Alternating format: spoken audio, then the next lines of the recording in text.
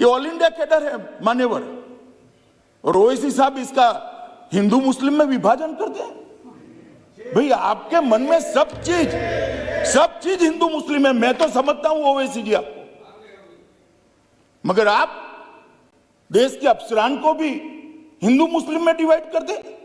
क्या कंसेप्ट है आपका? एक हिंदू अफसर मुस्लिम जनता की सेवा नहीं कर सकता, एक मुस्लिम अफसर हिंदू जनता की सेवा नहीं कर सकता। किस प्रकार के देश में हम आगे बढ़ने जा रहे हैं? अफसरों की संख्या हिंदू मुस्लिम में बांटेंगे और अपने आप को सेक्युलर कहते हैं। काय का सेक्युलरिज्म? हिंदू मुस्लिम में अफसरों की संख्या बांटेंगे। इस तरह से तो मान्यवर कश्मीर के अंदर शांति नहीं होगी, ज्यादा चिंता होगी, ज्यादा उचाट होगी, संशय बढ़ेंगे।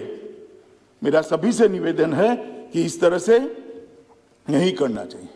अभी उन्होंने एक और निवेदन कर दिया मान्यवर कि 2G से 4G विदेशियों के दबाव में किया है।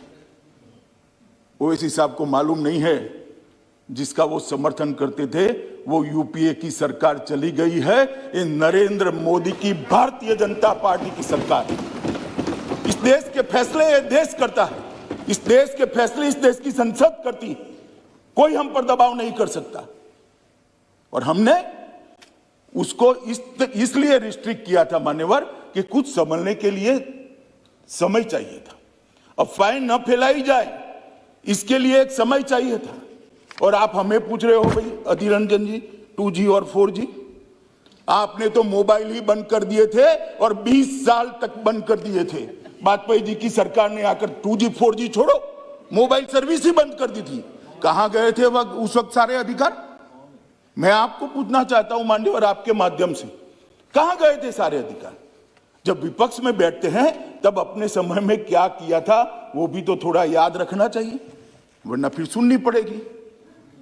मान्यवर ये हमें 4G और 2G का कह रहे, मैं अभी भी कहता हूं कि सबसे बड़ा नागरिक का अधिकार है सुख और शांति से रहने का, सलामती के साथ रहने का। सलामती जहां नहीं होगी वहां सारे अधिकारों का कोई मतलब नहीं। ये नई फैशन शुरू हो गई मान्यवर। मैं कहना चाहता हूं कि ये जो लोग कह रहे हैं कि हम विदेश के दबाव में आकर कह रहे हैं, मैं उनको पूछना चाहता हूं कि किसके दबाव के अंदर धारा 370 को इतने समय तक चालू रखा आपने? ये तो जरा बता दीजिए, किसका दबाव था? कौन प्रेशराइज करता था? अभी किसी ने कह दिया बड़े बड़े साहित्यिक शब्दों के साथ कि शासन का जनता से वादा था, एक एग्रीमेंट था। भाई मैं तो एग्रीमेंट को बारीकी से पढ़ता हूं और मैं तो मानता हूं कि पूर्ववर्ती सरकारों ने भी जो वादे करे हैं उसको ध्यान से पढ़ने चाहिए और इसका अमल करना चाहिए। 370 के बारे में कहा गया कि 370 और 35 से वो देश की सरकार का जम्मू कश्मीर की जनता से एग्रीमेंट था। एग्रीमेंट जरूर था मगर उसमें टेम्पररी शब्द आप भूल जाते हैं पढ़ने का। ये टेम्पररी था। और जो मेरा हिसाब पूछ रहे 17 महीने में स्टेटहुड कब दोगे, स्टेटहुड कब दोगे, स्टेटहुड कब दोगे, हम जरूर देंगे।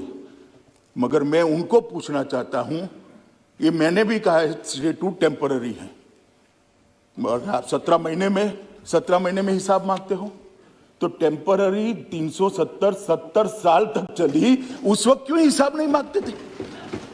एक टेम्पररी प्रोविजन कब तक टेम्पररी रहेगा? टेम्पररी प्रोविजन को क्यों उखाड़ नहीं देता यार? क्यों कोई पूछता नहीं था? क्योंकि वोट बैंक की राजनीति करनी थी। ये सरकार वोट बैंक की राजनीति से नहीं चलती। ये सरकार देश के हित में फैसले करती है। ये सरकार देश के भविष्य को सुधारने के लिए है। हम आएंगे जाएंगे, लोकतंत्र है, जीतेंगे हारेंगे, इसको ध्यान में रखकर देश के भविष्य को ताक पर हम नहीं रख सकते, न हम रखना चाहते। ये आपकी पॉलिसी है, आपको मुबारक हो। मान्यवर इन्होंने कहा कि लोकल अफसरों का अधिकार चला जाएगा। मुझे कोई समझाए भला, देश भर में आईएएस आईपीएस अफसर भेजे जाते हैं, लोकल अफसरों का अधिकार चला जाता है क्या?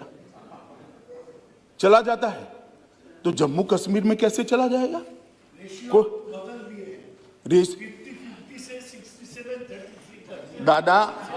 दादा आप ज्यादा पढ़ नहीं सकते, अब मैं समझ रहा हूं। देश भर में यही रेशियो है, आपके बंगाल में भी है। क्यों अलग रखना? कश्मीर देश का हिस्सा नहीं है? कश्मीर देश का हिस्सा नहीं है क्या? क्यों अलग रखना? और क्या कश्मीरी युवा को देश की ऑल इंडिया कैडर में आने का अधिकार नहीं है?